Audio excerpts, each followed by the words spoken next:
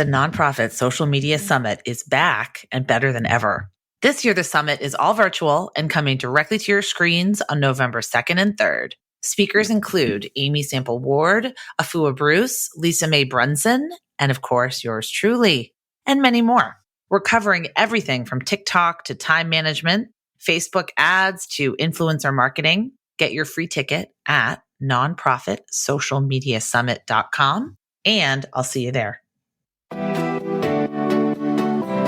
Hello, and welcome to Nonprofit Nation. I'm your host, Julia Campbell, and I'm going to sit down with nonprofit industry experts, fundraisers, marketers, and everyone in between to get real and discuss what it takes to build that movement that you've been dreaming of. I created the Nonprofit Nation podcast to share practical wisdom and strategies to help you confidently find your voice, definitively grow your audience, and effectively build your movement. If you're a nonprofit newbie or an experienced professional who's looking to get more visibility, reach more people, and create even more impact, then you're in the right place. Let's get started.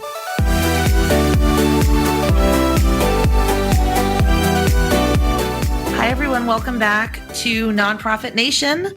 I'm your host, Julia Campbell. Thanks so much for being here today. The topic is lead generation campaigns, Facebook ads, online ads, social media ads. What are they? How can we use them? Really the who, what, when, where, why of lead gen campaigns. And my guest today is Dana Snyder. I'm really excited. Dana, this is your first time on the podcast. It is. I'm super pumped to be here. Yes. So Dana, if you do not know, she's a speaker, a podcast host, and a digital marketing strategist, the founder of Positive Equation. Her mission is to teach nonprofits how to transform their online experiences through digital marketing strategies and the use of new technology. Dana frequently speaks on innovative ways for nonprofits to increase their online fundraising efforts with guests on her own podcast, Missions to Movements. And Dana is speaking for the second year in a row at the Nonprofit Social Media Summit. It's going to be all about how to use Facebook ads, social media ads to amplify your Giving Tuesday or your year-end campaigns. So just go to nonprofitsocialmediasummit.com and you can sign up there for free. I'm so excited, Dana, to have you back at the summit and to have you on the podcast. So welcome. Me too. Thank you. And honestly, like everything that they're going to learn in the summit, they can utilize all year long. Doesn't have to be just for year end. We got to hook them in with the Giving Tuesday, but yeah, you can. These are topics. These are really themes that you can use all year long. That's a really great point. So I usually start off my podcast interviews with a little bit of your backstory. Like, where did you start your nonprofit journey?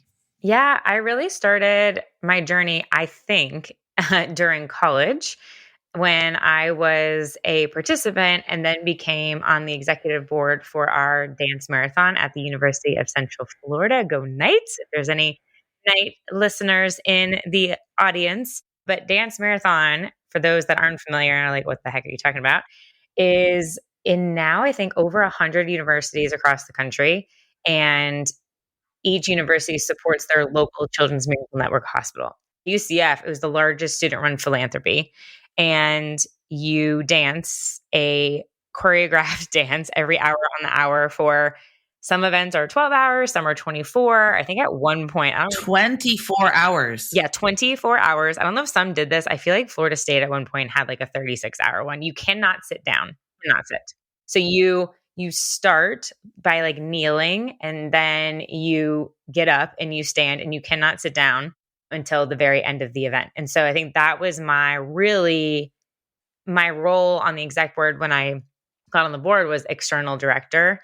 And so I was a 19-year-old going out into the community and trying to get corporate partnerships before I really understood like what that really was and entailed. And what's just fascinating is, I mean, I was in college. I graduated in 2010. And so I was part of DM World from 2007 till 2010. And we were raising $80-ish thousand. And now yearly, they're raising over $1 million. That's incredible. So what do you do now? Tell me about how you work with nonprofits, how you help them, some of the strategies that you teach them. Yeah, well, it's kind of interesting. My career, as soon as I left college, I worked for a nonprofit, and social media was just naturally at that time growing and being used for businesses. Like, it was still really early days. Like, if you remember back then, in 2007 was the first, I think it was the first year very early on where you used your .edu email address to get a Facebook account. And so, yeah, it's like weird thinking about it like that. And then Instagram was happening where we were all like posting steepa tone photos and businesses were starting to use it and then slowly became ads. And at that time, I left my nonprofit job. I went to go work in New York City for a corporate agency. And they were actually at the time just building out a couple years later their digital team, which was kind of fascinating to think about because now it's a no-brainer for a PR agency to have a digital department. But they were still figuring out what that looked like. And so we were running ads. And as an agency, we had access to trainings from the platforms and the tools. And so over my time, over the 5 years in New York, I was learning all these things and just realized I wanted to take them to the industry that I really felt passionate about, and that was with nonprofits. So now I do a lot of work in social advertising. So teaching nonprofits how to utilize ads based on aligning their business goals with the right ad objective, which I know we're going to dive into a bit here, and helping orgs build their monthly giving programs are kind of my two jams. Oh, nice. Okay. Things that are so needed, but you're right. When you started out, maybe we're not on everyone's radar. Yeah, and it's changed and evolved, and I think, I mean, maybe the reason you and I are both in this space, it changes all the time. So there's always something new to learn and be refreshed on and give updates on. And I am a curious person and like constant learner by nature. So maybe that's why I'm in this space. But I really enjoy it, to be honest. It's really fun when personally myself, if I'm running ad campaigns and I see them working and I'm like, yes, this is amazing. And the same, I get really energetic when I'm working with a client and they get super pumped when they're like, oh my gosh, like this is amazing. And they feel so confident. I think that's what gets me continuously so excited about working in this space. So let's start from the beginning just to make sure that everyone listening knows what we're talking about. What is lead generation and why is it important for nonprofits? Yeah. So lead generation in terms of, and I'm going to speak to the social ad space, is when you're looking to acquire new email subscribers. Specifically, if you're running a lead gen campaign, acquiring new email subscribers using Facebook's built-in lead gen forms. So I think we all probably remember, I think it was last year when Facebook, Instagram like shut down for a day and everyone was like, what in the world? Like, what if they were to not exist? I still believe, obviously, I have a love for social, but having a strong, passionate email subscriber base is so important. And so the lead generation ads allow you a way to bring in a new audience to your email list. Now, I will say there's another way to do this that might be more common and known for people, and that's a conversion ad where you're sending someone to your website to fill out a form. But typically, I've seen a lower cost when you're using a lead gen ad because you're keeping people on Facebook and Facebook's able to track all of that data with those forms. What I will say is to make sure to get high quality emails, leads, is you can play around with adding custom fields to that Facebook form instead of just first name and email address. So I think it's really great. I teach the idea of a lead magnet. So something of value about your mission or org instead of just like join my email newsletter. I like to say, subscribe or like download this video or download this checklist or something that really helps to draw in the right people. That's the most important. And then B, of course, invite them to give their email address. Yeah, I'd love to talk more about that because I think it's a really important facet of social media that people need to understand. Like you have to be providing something of value if you're going to be especially getting an email address because people do not give up their email so kind of willy-nilly these days. and they don't want to necessarily join another email list, but they might want to join a movement and learn 3 ways to end food insecurity in their community. Right. Or download a worksheet they can do with their kids and their family at home or activity or something. Right. I encourage nonprofits to really think about like all the curricula and all of the education and everything you have to offer that you're currently giving away for free. Potentially you could give it away for an email address. Do you have any other examples of what other kind of, lead magnets people could create ads around? I mean, I think that's a great example. There is so much content you probably have as an organization. Think about any webinars you've done or videos with teaching, or I just like very simple. You don't have to get fancy with this. I think we sometimes get stuck on I have to make something beautiful. And no, open a Google Doc and you could literally, one of my favorites is list top 10 like books, documentaries, shows like on your topic matter so somebody can get more informed. That is such a simple one for people to understand maybe the history or real life examples of what's going on. And again, just make it a Google Doc. But that is something of value where I mean, I don't know how many times I sit on Netflix and I'm looking for something to watch and I'm randomly scrolling where if I had a list of something that I was really interested in, and I think yes, it's the value exchange, but I think what it really does is instead of just saying, hey, join my newsletter, and then I'm going to forget about it, you are building a more passionate group of people when they are wanting that piece of information. So it helps to build a more qualified group of people. And I think that's important. Exactly. And do you remember back in the day, everyone just wanted to have contests? They're like throwing around contests and giving away an iPad or giving away whatever the shiny new tool was. And sure, you'd get a ton of emails, but they just want the iPad. They're not interested in your mission and they're not really interested in building that long-term relationship with you. They just kind of want that iPad. So I love this idea of creating a lead magnet or a piece of collateral that they can get, because if they're interested in that, they're probably going to be interested in your mission, your vision, and your values. Yeah. And you could think about different audiences. So, and the great thing with ads is you can be specific for who you're sending the ad to, who you put to reach. I remember seeing an ad from the Wildlife Fund, and they had a download that was specific for educators. So they were trying to inform like teachers about this exercise, this workshop, or that kids could do in the classroom, versus you could frame that very differently if you're trying to target parents who have kids between the age of 6 to 9, right? So you can change your messaging and what that lead magnet might be dependent upon the audience that you're trying to reach. I think that's a really important point to make. So what is lead generation versus reach on social media? So if we're paying for ads, do you find that one is more effective than the other? Sort of what's the difference between generating a lead versus just reaching more people?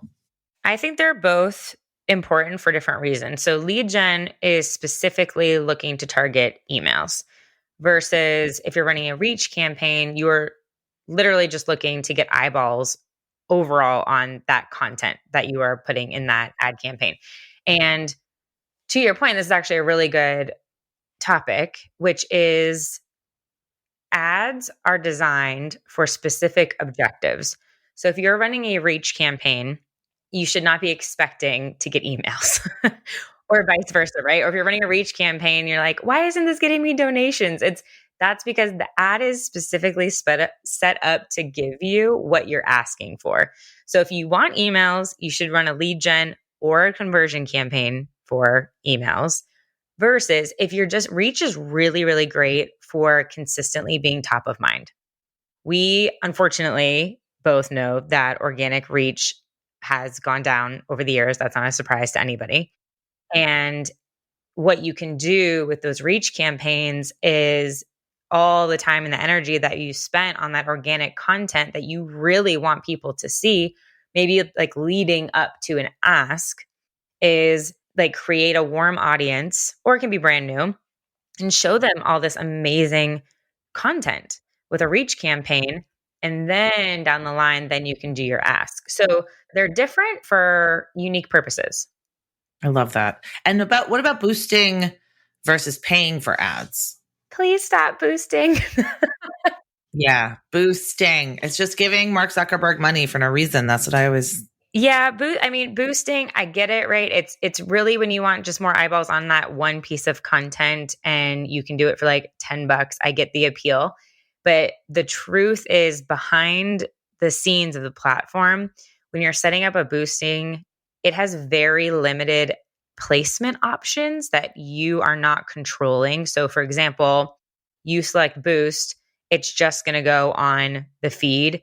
It's not going to run in stories. It's not going to run on reels. It's not going to run on video feeds. Like you can select that when you're building an ad.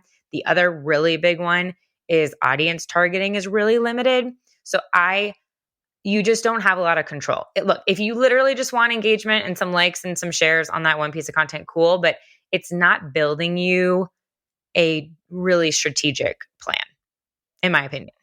Exactly. It doesn't have the features. You can just pay some money and you're not really sure where it goes. So what if you are just starting out? Like what if you're a really small nonprofit? At what stage would you run lead ads? Like how do you know you're ready? All stages. So Start building that email list. That's what I always say. yeah, always. Right now, day one, whether you have 0 followers, you just built your page. I mean, I'm a solo entrepreneur. I wish I had started running lead gen ads earlier. What I always say that ads allow us to do is reach the right people with the right content with the desired action I want them to take. So, forever and always, you want to grow an email list. And if you feel like your email list is stagnant and it's not really growing consistently with engaged people, lead gen is a really great way to keep that list populated consistently. And how often do you run these ads? You run them year round? Yeah. I mean, I'll usually pop up. So I set myself, I don't use this all the time. This is another big thing. Going into the new year, if you do not have within your marketing budget, and honestly, social ads could run in every division of your organization's budget because you could talk about programming, you can talk about comms, you can talk about it's all different facets. Create a line item for ads. My budget for myself is $1,000 a month. I rarely use that much, but if I did, I'd probably grow faster. But I would say like set a budget for what makes sense for you. And there are averages for what every might cost. So you can build that out. But yeah, I run different ads all the time. So there you want to think about what are your upcoming like business objectives. You might have an event coming up. You might be prepping for a big campaign. It might be looking for major gifts, like whatever it is. And then you really want to take a step back and think about, okay, what does that person need to see first? Because if you like come out of the gate, sign up for our event and I have no idea who you are, or give to our organization. I'm like, why?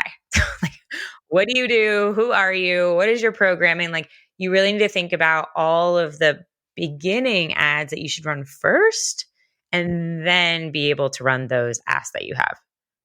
That's a great point that you can't start out of the gate with donate if someone does not know who you are, unless you're raising money for something in the news. This is what I always say. Like if you're raising money for victims of Hurricane Ian, that's in the news, or you're raising money for victims of the Ukraine war, like that's something in the news that people are thinking about and hearing about. So that might work. But if you are the local nonprofit down the street trying to raise money for your annual fund, yeah, I wouldn't recommend spending money on those kinds of ads in the beginning. I think, do you have to work up to that? Yeah, I think you just want to create a little bit of lead time for yourself.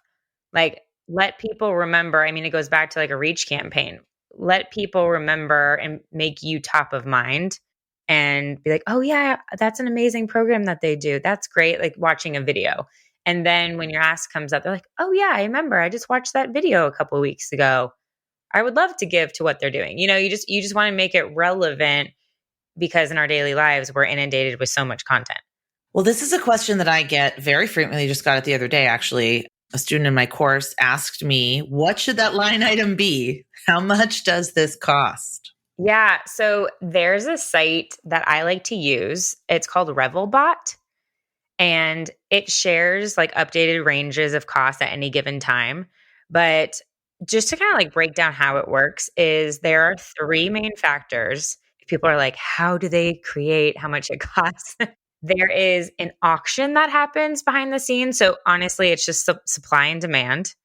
There's the value, which is this is a big one, the value that Facebook users get from your ad. And Facebook measure this honestly just based on how well your ad is working. So if your ad is making people stay on the platform longer than it's working, then they want to keep running your ad, right? And they want it to be seen more. And then there's the estimated action rate. So like the rate about somebody taking the action that's desired for your ad.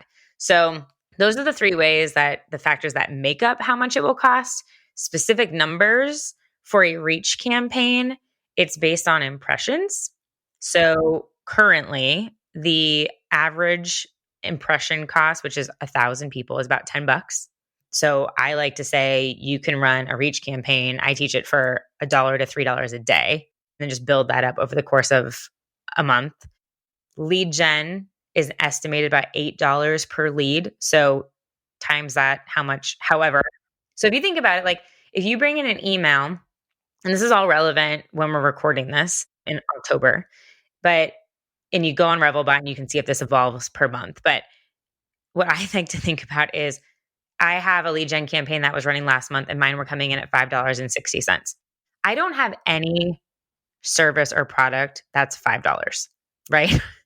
So at the end of the day, and I doubt it'd be very limited for people to come in and make a $5 donation and that's it, that is a great return on your investment. If you say that if you spent $8 to acquire an email, they become a monthly donor for $25 a month. They then attend your event and they buy a table. Then you know what I mean? Like, what is the lifetime value of that donor?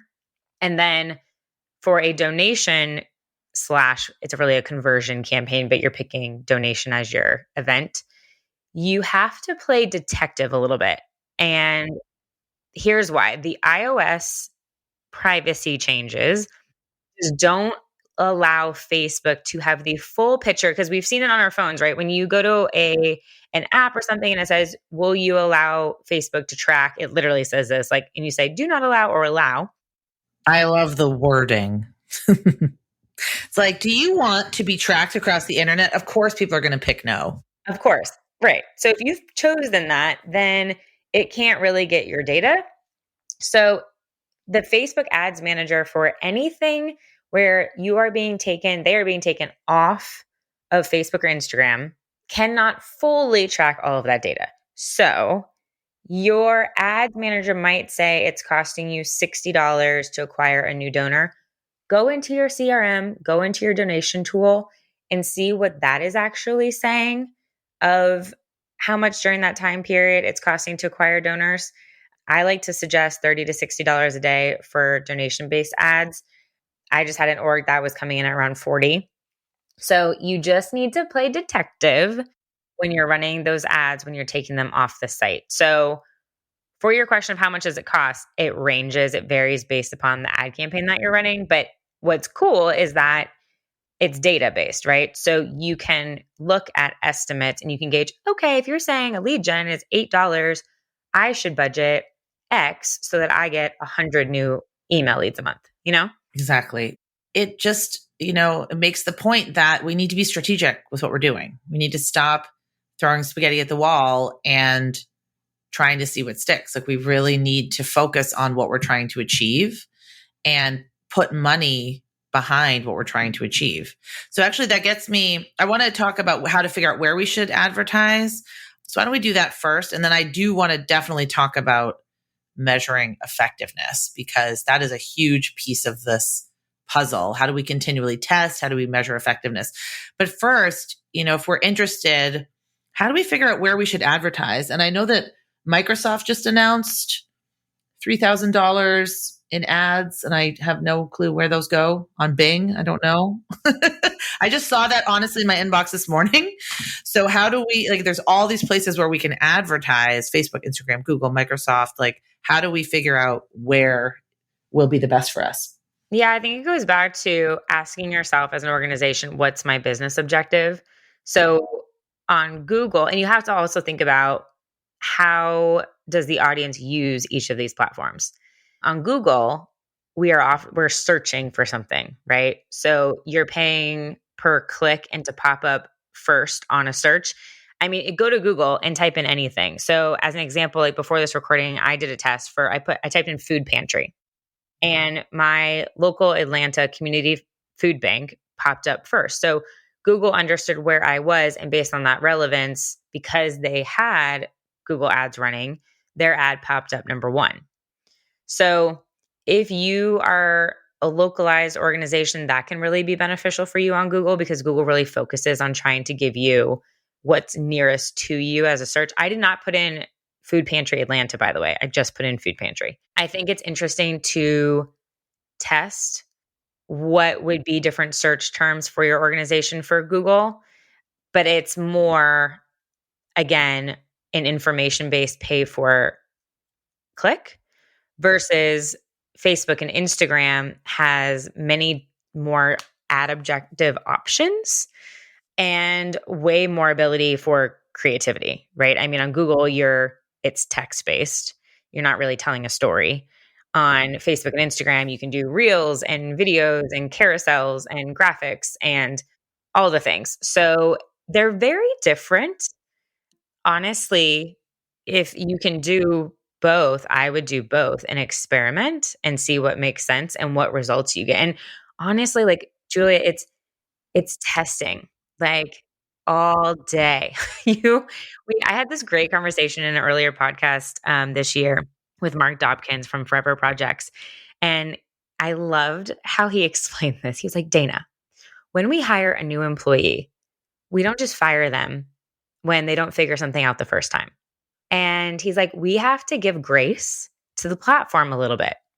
Like it literally even says when you run an ad, it says learning. there's like there's a little dot that pulses and it says learning phase. And please, for everybody listening, if you run an ad and a day later it's not working, don't turn it off yet. Right. Well, it's like eating one salad or going to the gym once. Like you got to do it more than once. Yes, you have to let it play out. The old rule for ads was 4 days and you turn it off. It's not like that anymore. It needs to reach a certain amount of impressions, usually over 3,000 impressions, to be able to reach enough people to see if your copy and your creative is working properly for that audience. So you have to give it some time and test different copy and test different creative. And what's great is those ads, if they're not working, it's not a failure. It's teaching you, it's giving you back data and results that you can then tweak and continue to iterate on. So don't get frustrated. Just be like, okay, that's interesting. What can I learn from this and evolve? Exactly. You wouldn't send out a direct mail appeal and have it not work and then just never send direct mail ever again. You would iterate and learn and say, oh, is it the timing? Is it the envelope? Is it the story we used? Is it this? Is it that? I'm thinking the same for email. If you do an email appeal or any kind of email marketing, you're testing subject lines. You're looking at what are people clicking on? What are my open rates? Maybe my open rates are better on Wednesday than they are on Friday. I think a lot of marketing, actually 90% of marketing is just testing and seeing what works and seeing what doesn't work. So what are some of the best ways that you've seen to get people to convert from ads? So it's been really less about specific audience building. So we used to get really granular on the interests of Julia likes ice cream, RuPaul's Drag Race and Sauvignon Blanc. Yes. and Queer Eye, and you don't probably, but I was going to say the Mets if you're in Boston. So The Red Sox, but thank you. But I do like Queer Eye. my New York brain hit there. So the Red Sox. So that would give you a really small audience these days. And that's not what the platform is looking for. It's more about your messaging and your visual. And when I say that, I don't mean with your visuals that you have to get fancy. Actually, a report came out from Meta just like a couple months ago talking about how raw real content is working better. Note why reels are. But really your messaging, like talk with personality to who you're trying to reach. If you are trying to reach an age range, think about culturally, like what's happening in that audience and what words and what language you use. And it's a really, really, really big deal. And I think we try and be really stoic and professional in copy sometimes. And that's not what's going to get somebody to move the needle. I think the ads library is one of my favorite tools of all time, where you can search for pretty much like any organization that might be running ads, and you can see if they have any ads active. So IJM is one of my favorites. They do a beautiful job with their ads. So if you go into Ads Manager, just type it in Google and just type in IJM into the search bar, and you'll see any active ads that they have going on. And just look at their copy and look at their visuals. I mean, y'all, I feel like everyone's using Canva. Yes, I know. Doesn't have to be complicated. I use Canva for mine, but test reels, test graphics, test different copy, and just really think about who you're trying to reach and what's going to resonate with them. Love it so much. And I know you're working on a very special project. I wonder if you can tell us about that. Give us a little sneak peek into what you're working on. Yeah, I am. So there's, I'd say, two things. One is I am super pumped because I'm getting to work with Meta on a 3-part ad series workshop, which is really exciting, coming up this fall. So I'm pretty pumped with that and getting to work with nonprofits on some great ad campaigns. And the second thing would be, just like we were talking about today, I think based upon where we are maybe in our own journey, you might have different goals about what you're trying to achieve. And so I just released 3 different like DIY ad courses for visibility, lead gen, and generating donations. So those are also open too. Amazing. So where can we find you? You can head over to positiveequation.com is my main jam. Podcast is Missions to Movements. I know we were talking about it just before, and I think it's so fun. I really try and share, like take people behind the feed, and the podcast is all about sharing digital case studies and stories from nonprofit and for-profit organizations. And then you can find me, my social platforms that I focus on are LinkedIn and Instagram. Perfect. Thank you so much for being here. I'm so thrilled. I can't wait to share the results of your webinars with Meta. And yeah, I can't wait to see the results of that. I think it's going to be great. It's such an honor to like feel validated that you know what you're talking about. Yeah. And I'm really loving that they're finally seeing the worth of nonprofits on the platform. I should say that Meta is one of the sponsors of the Nonprofit Social Media Summit, but I really am excited that they're finally seeing that we are a force to be reckoned with, and we're spending money and we're raising money and people are into our content. And so, yeah, pay attention, pay more attention, Meta. I think I would love for my feeds to be more inundated with nonprofit content. Me too. So do it. Everyone go build an ad right now. All right. Well, thanks so much, Dana. Everyone, you can see more of Dana on positiveequation.com, and you can see more of her at the Nonprofit Social Media Summit. So go to nonprofitsocialmediasummit.com, sign up, register, and hopefully I'll see you in November. But thanks so much again for being on the podcast, Dana. This was great. Thanks, Julia. I appreciate it.